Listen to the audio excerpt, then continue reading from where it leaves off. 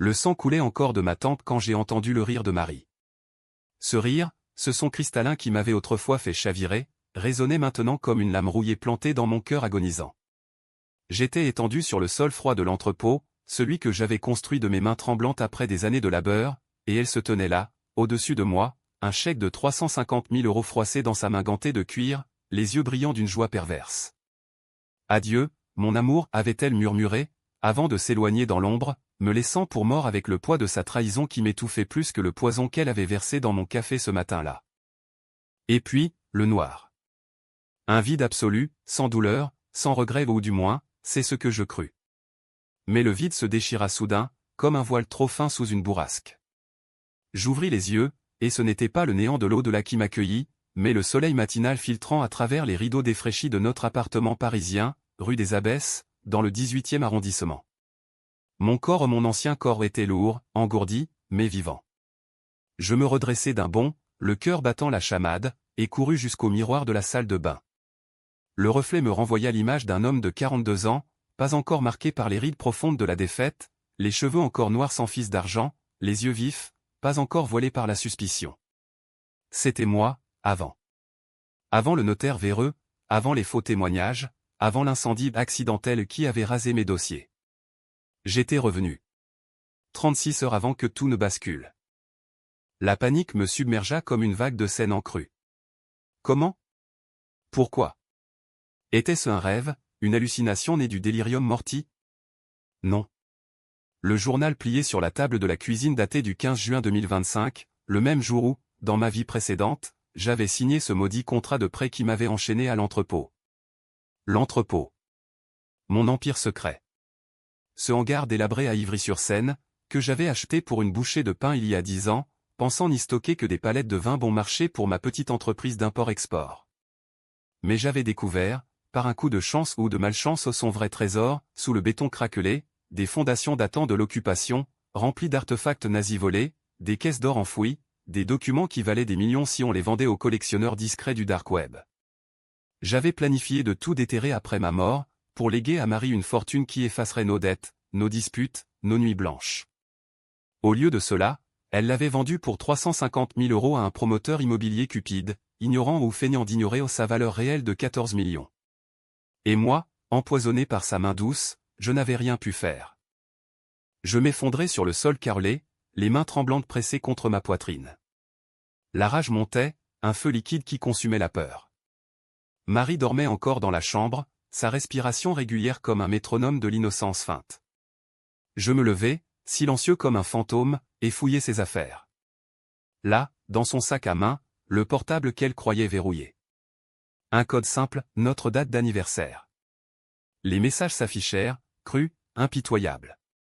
Chérie, il signe demain. L'entrepôt est à nous. 350K, c'est mieux que rien. Et pour lui. Le produit est prêt. Inodore, incolore. Envoyé à un numéro inconnu, mais je reconnus l'empreinte, celle de Laurent, mon meilleur ami, l'avocat qui m'avait juré fidélité fraternelle lors de notre service militaire. Laurent, avec ses sourires carnassiers et ses costumes sur mesure. Laurent, qui avait falsifié les expertises pour que l'entrepôt passe pour un tas de ferraille. Les pièces du puzzle s'assemblaient, plus vicieuses que dans mes cauchemars post-mortem. Ce n'était pas un accident isolé. C'était un complot ourdi dans l'ombre des brasseries de Montmartre, autour de verres de Bordeaux trop chers payés avec mon argent. Marie, lassée de mes absences, de mes rêves fous d'une vie meilleure, Laurent, jaloux de mon flair pour les affaires occultes, avide de partager le butin avec elle. Ils avaient couché ensemble, bien sûr les photos floues dans la galerie de son téléphone le prouvaient, des étreintes volées dans notre lit conjugal pendant que je trimais jusqu'à l'aube. Et moi, l'idiot, qui les avait introduits l'un à l'autre, qui avait confié à Laurent les secrets de l'entrepôt lors d'une soirée arrosée, croyant en l'honneur masculin. Je rangeai le téléphone, le cœur serré par une nausée qui n'était plus physique. Dehors, Paris s'éveillait, les klaxons des Vélib', l'odeur de croissants chauds montant des boulangeries, les touristes affluant vers le Sacré-Cœur. Une ville de lumière, mais pour moi, désormais, un labyrinthe de ténèbres où chaque ombre cachait un couteau. Je devais agir. Pas par la loi où elle avait été leur jouée la première fois, avec des juges corrompus par des enveloppes discrètes. Non, par la vengeance. Une vengeance française, raffinée, impitoyable, comme celle des romans de Dumas que j'avais dévorés adolescent, lente, calculée, empoisonnée de doutes et de twists qui laissaient l'âme saigner plus que le corps. D'abord, confirmé. Je quittai l'appartement sans un bruit, descendant les escaliers étroits de l'immeuble haussmannien qui craquait sous mes pas. La rue était un balai matinal, un SDF fouillant les poubelles, une mère pressant son enfant vers l'école, un livreur de Uber Eats slalomant entre les passants. Je hélai un taxi au pas de métro, trop de caméras et demandai de m'emmener à Ivry. Le chauffeur, un Algérien loquace nommé Karim, commentait la canicule naissante quand j'aperçus dans le rétroviseur mes yeux, fous, hantés. « Tout va bien, monsieur ? Vous avez l'air d'un revenant. » Presque, murmurai-je. L'entrepôt surgit bientôt, silhouette massive et rouillée contre le ciel laiteux, entourée de hangars voisins et d'une zone industrielle oubliée. La grille était cadenassée, mais j'avais la clé toujours sur moi, par superstition. À l'intérieur, l'air stagnant puait la moisissure et l'huile rance. Je m'agenouillai près du coin sud-ouest, là où le sol sonnait creux sous mes cognements. Oui. Les caisses étaient intactes, scellées par le temps. Un échantillon, je forçai une latte, et l'or brilla, froid et éternel. Des lingots nazis, marqués de croix gammées effacées, des montres Patek Philippe volées à des résistants, des liasses de Reichsmark, mais surtout, les documents ou des plans de V2, des listes de collaborateurs notoires. 20 millions, peut-être plus, sur le marché noir. Et Marie l'avait bradé pour 350 000 €, signant l'acte chez le notaire comme si c'était une vulgaire remise de vieux meubles. La fureur me fit frapper le mur, les phalanges en sang. Mais non. Pas d'émotion brute. Je sortis mon carnet, celui que j'avais toujours, un Moleskine usé, et commençai à noter. Étape 1, infiltré. Je devais feindre l'ignorance, jouer le mari aimant jusqu'au dîner ce soir, où, dans ma vie précédente, j'avais bu ce café fatal. Étape 2, diviser. Semer le doute entre Marie et Laurent, les faire se bouffer mutuellement comme des rats dans un sac. Étape 3, exposer. Pas la police trop prévisible. Non, les médias, les rivaux, les fantômes du passé. Car il y avait plus, un secret plus sombre que l'or. L'entrepôt n'était pas seulement un trésor, c'était une tombe. Mon grand-père, déporté pour avoir caché ses artefacts, y avait péri, exécuté par les nazis. Et Laurent. Son propre père figurait dans les listes comme collaborateur. Un twist que je n'avais découvert qu'après ma mort, en fouillant les archives de la BNF dans un accès de désespoir. De retour à l'appartement, Marie s'étira dans le lit, nue sous les draps de soie que j'avais achetés à Lyon lors de notre lune de miel. « Chérie ? Tu es rentrée tôt. » Son sourire, parfait, carnassier. Je l'embrassai, sentant le goût de trahison sur ses lèvres. « J'avais besoin de toi, mentis-je, et elle rit, ce rire maudit. Ce soir, je renverserai le café. Et le jeu commencerait. » Les heures s'écoulèrent en un tourbillon de normalité feinte. Je préparai le petit déjeuner au croissant du coin, confiture de figues, tout en observant ses gestes, la façon dont elle checkait son téléphone, cachant l'écran quand je passais. À midi, un appel de Laurent, alors, l'ami, prêt pour la signature demain. L'entrepôt va nous sauver la mise. Sa voix, chaude, complice. Absolument, répondis-je, la gorge nouée. Viens dîner ce soir, on fêtera ça. Il accepta, ravi. Parfait. L'après-midi, je sortis, une visite discrète à la Bibliothèque nationale, sous prétexte de recherche pour un client. Les archives de la Seconde Guerre mondiale étaient un labyrinthe de cartons poussiéreux, mais je savais où chercher. Le dossier Ivry collaborateur, des noms, des photos jaunies. Et là, le père de Laurent, souriant aux côtés d'un officier SS, la main sur une caisse d'or. Preuve irréfutable. Je photocopiai, scanné sur mon téléphone sécurisé un burner que j'avais acheté en chemin, payé en cash. De retour, je cachai tout dans une fausse cloison de mon bureau, derrière les livres de Balzac que Marie détestait. Le soir tomba, Paris s'illuminant comme une courtisane parée de bijoux. Laurent arriva à 20 h, une bouteille de Château Margaux à la main ironique, vu le vin que j'importais. Marie, sublime en robe rouge, nous servit l'apéritif, martini pour lui, café pour moi. Nos regards se croisèrent un instant, trop long, le sien, complice, le mien, un abîme. À l'avenir, porta-t-il en toast. J'avalai une gorgée, sentant l'amertume familière. Mais cette fois, je crachai discrètement dans ma serviette, feignant une toux. Excusez-moi, la gorge sèche. Marie pâlit imperceptiblement. Bien. La conversation glissa sur l'entrepôt, Laurent vantait le promoteur, un certain Duval, un requin honnête, qui paiera rubis sur l'ongle. Je hochai la tête, posant des questions anodines pour les faire parler. Et si on l'avait sous-évalué, hasardai-je. Marie rit. Ne rêve pas, chérie. C'est du béton armé et des toiles d'araignée. Laurent renchérit, ouais, 350K, c'est une aubaine. Mais je vis le tic nerveux à la commissure de ses lèvres. Il savait. Ou du moins, soupçonnait. J'enchaînai sur le passé, tu sais, Laurent, ton père bossait dans l'immobilier aussi, non? À Ivry, pendant la guerre? Il se figea, le verre à mi-chemin, mon père? Un héros de la résistance, tu le sais. Mensonge. Je souris. Bien sûr. J'ai lu des trucs intéressants récemment. Des histoires d'or cachées. Marie changea de sujet, mais le poison était planté. La nuit avança, tendue comme un fil de harpe. Après le dessert tarte tatin, ma préférée, empoisonnée dans l'autre vie, Laurent partit, embrassant Marie un peu trop longtemps sur la joue. Seul avec elle, je la pris dans mes bras, feignant la passion. Je t'aime, murmurai-je, et elle fondit, ignorant que mes mains serraient un peu trop fort. Dans le noir, tandis qu'elle s'endormait, je planifiais, demain, la signature. Mais pas comme prévu. J'irai voir Duval seul, avant, et lâcherai une rumeur, l'entrepôt valait des millions, avec preuve à l'appui. Suffisamment pour que le marché s'emballe, pour que Laurent et Marie paniquent. Le sommeil me fuit, hanté par des visions, mon grand-père pendu aux poutres de l'entrepôt, les yeux exorbités, Marie riant sur ma tombe, Laurent signant des chèques à 6-0. Mais au lever du soleil, une résolution d'acier m'habita. J'étais mort une fois. Maintenant, ils paieraient. Paris, ma belle traîtresse, serait le théâtre de leur chute. Et moi, le fantôme vengeur, tirerais les ficelles. Le matin du 16 juin se leva sur une Paris suffocante, l'air chargé d'une humidité qui collait les chemises à la peau comme une seconde trahison. Je quittai l'appartement avant que Marie ne s'éveille, laissant un mot laconique, affaires urgentes. Rentré pour le déjeuner.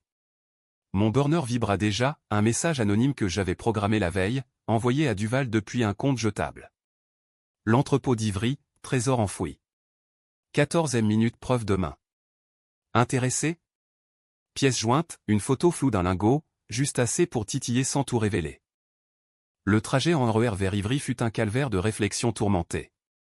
Assis parmi des banlieusards somnolents, je revivais la signature fatidique de l'autre timeline, le notaire, un homme chauve nommé Bertrand, tamponnant l'acte avec un sourire huileux tandis que Laurent me serrait l'épaule, pour ton bien. Et Marie, absente ce jour-là, mais complice par procuration. Aujourd'hui, je changerai cela. À la sortie de la station, je marchais d'un pas vif vers le bureau de Duval Immobilier, un cube de verre anonyme entouré de grues et de palissades. La réceptionniste, une jeune femme aux ongles laqués, leva les yeux de son ordinateur. Monsieur? Pour Monsieur Duval. Urgent. Dites-lui que c'est à propos de l'entrepôt Lefebvre. Elle composa un numéro interne, et 5 minutes plus tard, je fus escorté dans un bureau minimaliste, table en acier, vue sur la Seine polluée. Duval entra, la cinquantaine bedonnante, costume gris comme son âme. Lefebvre? Le mari du bien? Son ton était circonspect, mais ses yeux porcins brillaient d'avidité. Oui. Mais j'ai des doutes sur l'évaluation. Je posai une enveloppe sur la table, des copies partielles des documents, juste assez pour le piquer. Regardez. Ce n'est pas un vide-grenier. C'est de l'histoire enfouie. Or, relique. Potentiellement 14 millions sur le marché noir. Il feuilleta, pâlit, puis rit nerveusement. Bluff? Ou chantage? Je souris, froid. Ni l'un ni l'autre. Une offre. Retirez-vous de l'achat, et je vous donne une part 20% quand je creuse. Sinon, je vends à vos concurrents. Et Laurent? Il n'est pas clean. Duval se cala dans son fauteuil, suant légèrement. Laurent. Votre avocat? Qu'est-ce que ça veut dire? Je lâchai la bombe, son père était un collaborateur. Preuve dans l'entrepôt. Si ça sort, adieu sa carrière. Il digéra, puis hocha la tête. Dites-moi quand creuser. Je retire l'offre aujourd'hui. Parfait. La graine était semée. En sortant, j'appelais Laurent depuis mon burner, Duval annule. Rendez-vous au notaire reporté. On en parle au café. Sa voix, tendue, quoi? Pourquoi? Viens, je t'explique. Le piège se refermait. Au café du coin, un bistrot miteux nommé Le Prolétaire, nous nous assîmes à une table poisseuse. Laurent arriva essoufflé, cravate de travers. C'est quoi ce bordel, Victor? 350 cas envolés. Je feignis l'inquiétude. Pire. J'ai entendu des rumeurs. L'entrepôt. Il y a quelque chose dessous. Duval flippe, dit que c'est hanté par des fantômes de guerre. Il blêmit, il savait. Des conneries. Signe quand même, où on est ruiné. Et si c'était vrai, pressé-jeu. Ton père. Il a travaillé là-bas, non? Des histoires sombres. Son poing se serra sur la table, renversant le sucre. Ne mêle pas mon père à ça, Victor. Il était résistant. Le mensonge vibrait dans l'air comme une corde pincée. Je reculai, apaisant, désolé, vieux. Juste. Protégeons-nous. Il partit furieux, me laissant payer l'addition. Marie m'appela aussitôt, où es-tu? Laurent est en rogne. L'affaire capote? Rien de grave, ma chérie. On gère. Mais dans sa voix, une pointe d'affolement. Bien. L'après-midi fut un balai d'ombre. Je contactai un creuseur discret, un ancien mineur polonais nommé Kowalski, via un forum crypté sur le dark web, un outil que j'avais appris à manier dans ma vie précédente, lors de mes nuits solitaires après la trahison. Creuser ce soir, section sud-ouest. Cache, 5K. Silence radio. Il accepta. Puis, un email anonyme à un journaliste de Libération, spécialisé dans les scandales immobiliers, entrepôt Ivry, trésor nazi caché. Collaborateurs impliqués. Détails demain. Pièce jointe, scan du père de Laurent, flou mais reconnaissable. De retour à l'appartement, Marie m'attendait, les bras croisés, un verre de vin à la main. Explique-toi, Victor. Laurent dit que tu sabotes tout. Je l'attirai contre moi, sentant son corps se raidir puis céder. C'est pour nous. L'entrepôt vaut plus. Beaucoup plus. Ses yeux s'écarquillèrent peur ou excitation. Comment? Des contacts. Mais chut. Et Laurent? Méfie-toi. Il a ses secrets. Je vis la graine germer, le doute. Elle but une gorgée, pensive. Tu es parano, ces temps-ci. Peut-être. Ou peut-être que je te protège. La nuit, tandis qu'elle dormait, je sortis. Ivry était un fantôme sous la lune gibbeuse. Kowalski était là, pelleteuse ronronnante. C'est bon, monsieur? Creusez. Les premières pelletées révélèrent la terre noire, humide. Puis, le bois pourri. Une caisse surgit, béante, or, document. Je pris des photos, envoyées à Duval. Pars en route. Puis à Laurent, depuis un compte fake, ton père te salue. Regarde ça. Avec la photo. Son téléphone sonna presque aussitôt, il appelait Marie, paniqué. J'entendis sa voix étouffée depuis l'appartement via un mouchard que j'avais installé sur son portable ce matin. C'est Victor. Il sait pour l'or. Et pour papa. Il nous baise. Marie, voix chevrotante, calme-toi. On l'élimine ce soir, comme prévu? Non. Le café était prêt sur la table de nuit, mais je l'avais remplacé par du déca. Elle but, s'endormit paisiblement. Laurent débarqua à minuit, tambourinant à la porte. Je l'ouvris, feignant la surprise. Quoi, vieux? Il entra d'un bond, les yeux fous. Qu'est-ce que tu fous? Laure? Mon père?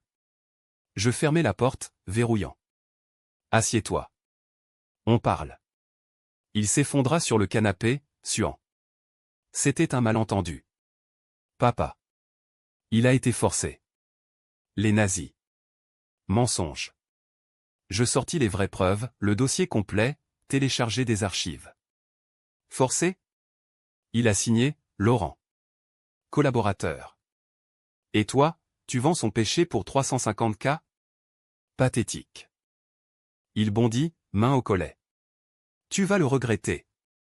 Mais j'étais prêt, un tasé, acheté en ligne, crépita contre son torse. Il s'effondra, convulsé. Marie surgit de la chambre, en nuisette, horrifiée. Victor ? Je la pointai du doigt. Toi aussi. Le poison, les messages. Tout. Elle recula, larmes aux yeux. C'était pour nous. Tu étais ruiné, obsédé par cet entrepôt maudit. Ruiné ? Il nous aurait sauvés.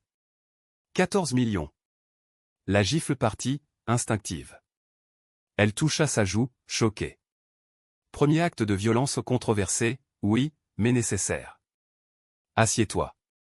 Ou j'appelle la police. Avec tout. Ils s'assirent, côte à côte, brisés. Je les interrogeai comme un inquisiteur, les détails du complot, les nuits d'amour volées, les plans pour dilapider l'argent à un appartement à Nice pour elle, un cabinet à Cannes pour lui. Et le twist, Marie était enceinte. De lui. Pas de moi. Le coup de grâce. Garde-le, dis-je, voix glaciale. Mais sans un sou. Laurent implora, Victor, pardon. On répare. Trop tard. À l'aube, je l'ai ligoté, appelé Kowalski pour sécuriser l'entrepôt. Duval arriva, chèque à 7-0 en main. Partenaire ? Non. Acheteur total. L'or fut exhumé, vendu légalement via des canaux discrets antiquaires suisses, auction privée. Les documents ? Donnés à un historien, anonymement, pour un livre qui ruinerait la réputation des collaborateurs. Laurent et Marie ? Je les laissai partir, avec un avertissement, parler, et les preuves sortent. Vos vies ? Fini. Mais la vengeance n'était pas complète. Paris bruissait déjà de rumeurs. Le journaliste de Libé appela « Monsieur Lefebvre ?» Une source. Je raccrochai, souriant. Le jeu continuait. Les jours suivants furent un tourbillon de catharsis calculé, où Paris, ma muse impitoyable, se muait en complice silencieuse. J'avais transformé l'appartement en quartier général, ordinateur portable chiffré, cartes annotées des mouvements de Marie et Laurent, un tableau blanc couvert de flèches pointant vers leur faiblesse. L'argent coulait aux 14 millions net après taxes et intermédiaires, versé sur un compte offshore aux Caïmans, accessible via une app sécurisée. Plus de dettes, plus de nuits blanches à négocier avec des fournisseurs italiens revêches. Mais l'argent n'apaisait pas la rage, il l'affûtait, comme un rasoir sur une pierre à aiguiser. Marie avait fui chez sa sœur à Lyon, prétextant une crise conjugale. Laurent, lui, s'était retranché dans son cabinet du Marais, annulant rendez-vous, et évitant les regards. J'envoyais des fleurs à Marie ou des roses noires, symbole de deuil en français victorien avec une carte, pour notre futur avorté. Elle ne répondit pas, mais je savais qu'elle lisait, que le doute rongeait son vernis de femme fatale. Pour Laurent, plus direct, un colis anonyme contenant une réplique miniature de l'entrepôt, rempli de faux lingots, et une note, ton héritage pèse lourd. Vends-le bien. Il appela, voix brisée, Victor, arrête. On est amis. Était, corrigé-je, et raccroché. Le premier coup public tomba le 20 juin. L'article de Libération éclata comme une grenade, trésor nazi exhumé à Ivry, l'héritage maudit d'un avocat parisien. Pas mon nom, j'avais veillé à l'anonymat mais celui du père de Laurent, déterré des archives, avec photos et témoignages de survivants. Le journal décrivait l'or, les documents, et insinuait un fils impliqué dans une vente douteuse. Le Marais s'embrasa, client fuyant le cabinet, confrère murmurant traître. Laurent m'appela en larmes, c'est toi, hein ? Tu me détruis. Non. La vérité, répondis-je. Comme ton père l'a fait pour des Juifs en 43. Marie, sentant le vent tourner, tenta une approche, un SMS larmoyant. Reviens-moi. J'ai fait une erreur. Pour l'enfant. L'enfant. Ce bâtard qui aurait pu être mien si je n'avais pas été aveugle. Je répondis, avorte. Ou je révèle tout à ta famille. Cruel ? Oui. Controversé, dans une France post-MeToo où la vengeance paternelle frôle le crime. Mais elle avait tué pour moi. Elle obéit, un certificat médical anonyme arriva par courrier aux fausses couches induites, ou pire. Je ne demandais pas. Avec l'argent, je renaquis. Un nouvel appartement, penthouse vue sur la tour Eiffel, meublé par un décorateur haussmannien, boiserie sombre, bibliothèque remplie de classiques, le comte de Monte Cristo en évidence. Je repris l'entreprise, mais élargi, un port de vin fin, galerie d'art discret pour blanchir l'or via des toiles de maître. Paris m'ouvrit ses bras, dîner au Fouquet's avec des investisseurs qataris, soirée à l'opéra où je croisais des juges, semant des rumeurs subtiles. Avez-vous lu Libé? Ses avocats. Ils hochèrent, complices. Mais la tension montait. Laurent, acculé, contre-attaqua. Le 25 juin, un huissier sonna à ma porte, plainte pour diffamation, 500 000 € de dommages. Je ris, payer l'avocat à un requin de la place Vendôme et contre-attaqué, preuve de sa collusion avec Duval, email falsifié que j'avais fabriqué pour l'occasion. Le juge, un vieil ami de mon grand-père, classa l'affaire en 2 jours. Trop sale, murmura-t-il au téléphone. Laurent sombra, alcool, dette, un scandale mineur avec une cliente ou une escorte de luxe qui le dénonça pour harcèlement. Marie? Revenue à Paris, mendiante dans un studio de Belleville, vendant des bijoux pour survivre. Elle m'écrivit, pitié. Je t'aime encore. Je répondis par un virement de 1000 €, pour le silence. Plus rien. Le twist germait dans l'ombre. J'avais négligé un détail, l'entrepôt n'était pas vide de tout. Lors de l'exhumation finale, Kowalski avait trouvé une lettre, scellée, adressée à mon petit-fils. Mon grand-père. Je l'ouvris un soir pluvieux, whisky à la main, Victor, si tu lis ceci, les ombres t'ont trouvé. L'or est maudit. Utilise-le pour guérir, pas pour haïr. Ton père a essayé, il a échoué, mort en prison pour avoir dénoncé un collaborateur, le père de ton ami Laurent. Venge-le, mais libère-toi. Mon père. Mort en 2010, officiellement suicide, mais maintenant. Empoisonné? Par qui? Les pièces cliquetaient. Laurent. Il l'avait su. Lors d'une conversation ivre, il avait glissé, ton père? Un fou. Il voulait tout révéler. Était-ce lui? Ou son père, avant la tombe? La rage revint, purifiée. Je contactai un privé, ex-DGSE, pour fouiller le passé. Réponse en 48H, oui. Le père de Laurent avait payé un garde pour le silence de mon père, mais il avait parlé. Empoisonné au cyanure lors d'une visite en prison. Et Laurent, adolescent, avait assisté, traumatisé mes complices par omission. Le climax approchait. J'invitai Laurent à dîner, au Meurice, table privée. Il vint, squelettique, yeux creux. Finissons, dit-il en s'asseyant. Tue-moi. Je servis le vin du Margot, le sien. Pas encore. Confesse. Il craqua, tout. L'adultère avec Marie, le poison, fourni par un pharmacien complice, la vente pour couvrir les dettes de son cabinet gonflé par des prêts usuraires. Et mon père, j'étais gamin. J'ai vu papa payer. J'ai juré silence. Et maintenant, demandai-je. Il pleura. Ruiné. Marie m'a quitté. L'enfant. Perdu. Je sortis l'enregistreur. Pour la postérité. Puis, le couteau au métaphorique. Va-t'en. Canada, Brésil, où tu veux. Mais si tu reviens. Il partit, ombre brisée. Marie? Je l'attendis sous la pluie, devant son studio. Elle surgit, parapluie inutile. Victor. Je lui tendis une enveloppe, 50 000 €, billet pour Marseille. Recommence. Sans moi. Elle sanglota, mépris. Pourquoi pas la police? Parce que je suis pire qu'eux. Pourtant, la malédiction pesait. L'or brûlait mes comptes, les nuits étaient hantées par mon grand-père. Je donnais anonymement, fondation pour déportés, bourse pour enfants de résistants. Paris guérit, lentement. Mais la vengeance? Un poison lent. Avait-elle valu le coup? L'été 2025 s'étira en une moire de chaleur et de regrets voilés, où les boulevards parisiens, bordés de platanes assoiffés, semblaient murmurer les secrets que j'avais déterrés. J'avais vendu l'entrepôt à Duval pour une somme rondelette non plus 350 000, mais 12 millions, net d'impôts via des montages légaux ourdis par un fiscaliste de Neuilly. L'immeuble devint un loft branché pour start-upers bobos, effaçant les ombres nazies sous des graffitis éco-responsables. Mais pour moi, chaque fois que je passais par Ivry en métro, le RER brinque-ballant me ramenait à ce sol creux, à ce sang qui n'avait pas coulé cette fois.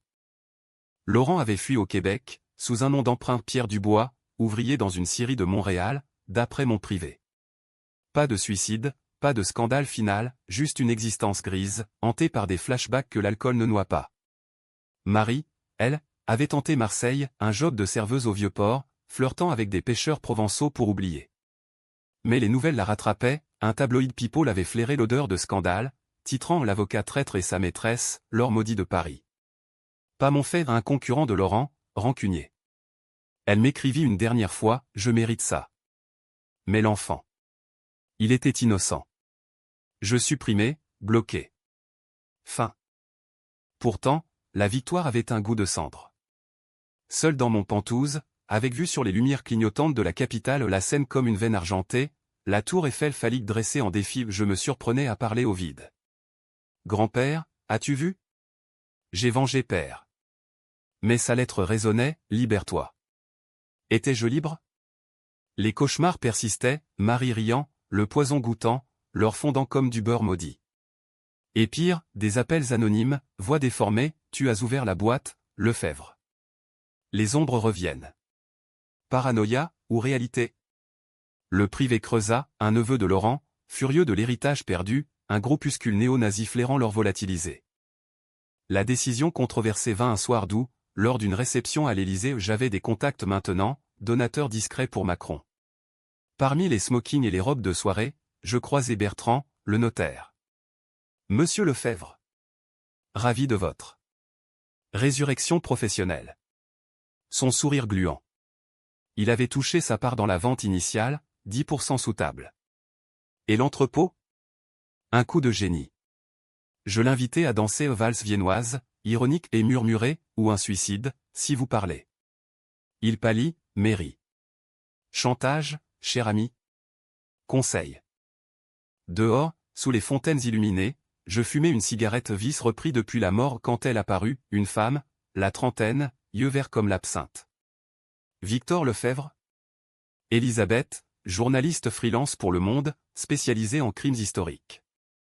Votre histoire m'intrigue. Laure, les collaborateurs. Et vous, au centre. Mon cœur s'emballa, allié ou menace. Une coïncidence. Elle sourit, carnassier. Mentiraient les morts? Nous parlâmes jusqu'à l'aube, café au Ritz, elle connaissait l'affaire de mon père, avait des dossiers sur le père de Laurent. Vengeance, demanda-t-elle. Justice, corrigez-je. Elisabeth devint ma confidente, puis plus, nuit volée dans des hôtels discrets, corps entremêlés comme des serpents du jardin d'Éden. Elle m'apprit à canaliser, un livre, coécrit anonymement, Les ombres d'Ivry, best-seller discret qui exposa les collaborateurs sans nommer Laurent, mais assez pour que le Canada l'expulse aux extraditions pour complicité post-mortem. Marie? Le livre la brisa, interview fictive d'une veuve trahie, portrait craché d'elle. Elle tenta le suicide, raté, internée à Sainte-Anne. Je visitais, une fois, pourquoi? Pour que tu vives avec ça. Elle cracha, monstre. Ton miroir. Le vrai twist frappa en septembre, les appels anonymes menaient à Armois. Non, à mon reflet. Le privé révéla, un jumeau secret, né mort disent les registres, mais vivant élevé par une nourrice payée par mon grand-père pour le cacher des nazis. Mon frère, prénommé Adrien, ressurgit pour l'or. Il avait contacté Marie d'abord, promettant la lune, rejeté, il s'était tourné vers Laurent. Le complot? Pas seulement cupidité, fratricide embryonnaire. Adrien m'avait empoisonné dans l'autre vie, via Marie manipulée. Trincine? Son sortilège vaudou, appris en Guyane où il avait fui. Je le traquai, un squat à la défense, entouré de camés et de hackers. Il m'attendait, sosie parfait, cicatrice à la tempe la mienne, post-mortem. Frère. L'or est à nous. Combat, point, couteau, sans mêler. Je gagnai, mais le tuez pas, va. Laisse Paris. Il partit, ombre jumelle. Elisabeth sut, fini? Presque. La tension culmina au Père-Lachaise, tombe de mon grand-père. Je brûlai la lettre, cendre au vent. Libéré. Mais la France, terre de paradoxe, me récompensa, médaille de la résistance posthume pour père, via mes dons. Elisabeth enceinte de moi, cette fois. Octobre enveloppa Paris d'un manteau ocre et mélancolique, les feuilles mortes crissant sous les pas des amoureux sur les quais, tandis que la Seine charriait les regrets des saisons passées. J'avais fermé le chapitre de l'or, fonds investis en vignoble bordelais, une vie nouvelle où le vin coulait pur, sans poison. Élisabeth et moi, installés dans une maison à Montmartre, pas un pantouse froid, mais un refuge avec cheminée et vue sur les toits incés, attendions l'enfant. Une fille, d'après l'écho. Appelle la victoire, suggérai-je, et elle rit, main sur le ventre. Ou justice. Pour équilibrer. Les échos de la vengeance s'estompaient, mais pas sans morsure finale. Laurent, rapatrié et jugé pour fraude mineure, j'avais laissé fuiter juste assez, ou écopé de 5 ans ferme à Fleury-Mérogis. Son dernier appel, depuis la cellule, pardon, Victor. J'étais faible. Je visitais, une fois, à travers la vitre crasseuse. Faible? Tu as tué 2 fois. Il hocha, brisé. L'or maudit. Libéré conditionnel en 2028, il disparut au moine dans un cloître provençal, murmurait-on. Marie, sortie de l'asile, errait comme un fantôme, serveuse à Deauville, évitant les miroirs. Une lettre arriva, j'ai lu ton livre. C'est moi, la veuve. Merci de m'avoir tué sans me tuer.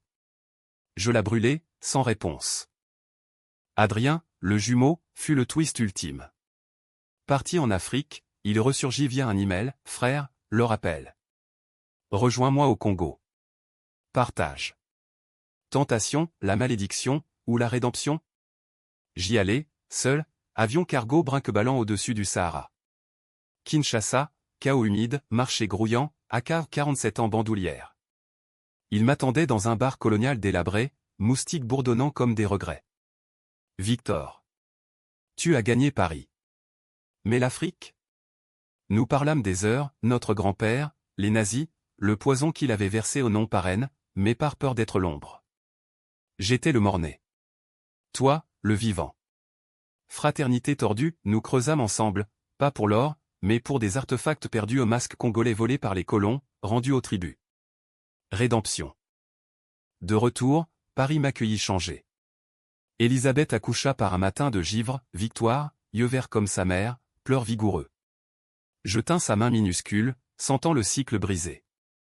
La vengeance? Un chapitre clos, mais controversé, avais-je franchi la ligne? Les gifles à Marie, les manipulations, les vies ruinées. Dans un café du quartier latin, je confiai à un prêtre ancien résistant, « Père, ai-je péché ?» Il sourit, « La vengeance est un vin fort, mon fils. Buvez-le avec modération. » Sagesse française. Le livre Les Ombres d'Ivry, signé un revenant, devint un phénomène, débat à la télé, où des féministes criaient au machisme toxique Lefebvre, bourreau des femmes. Et des historiens saluaient la vérité. Je restais anonyme, mais Paris savait. Invité à des dîners, je portais un toast à ceux qui trahissent et à ceux qui reviennent. Rire nerveux. Fin. Non, épilogue. Un soir de Noël, neige rare saupoudrant les Champs-Élysées, Victoire gazouilla dans ses langes. Élisabeth murmura, raconte-lui un jour? Peut-être. L'histoire d'un homme qui mourut 2 fois, et choisit la vie. Dehors, la ville scintillait, impitoyable et belle. J'avais vendu l'entrepôt vide pour des rêves, non des millions. Et dans ce choix, la vraie fortune. La malédiction s'était muée en bénédiction, or redistribuée, fantômes apaisés, amour conquis. Mais au fond, une ombre, si je mourais encore? Train si neigeux? Paris, éternel, gardait le secret. Et moi, Victor Lefebvre, revenant de l'enfer, marchais ces rues, libre enfin.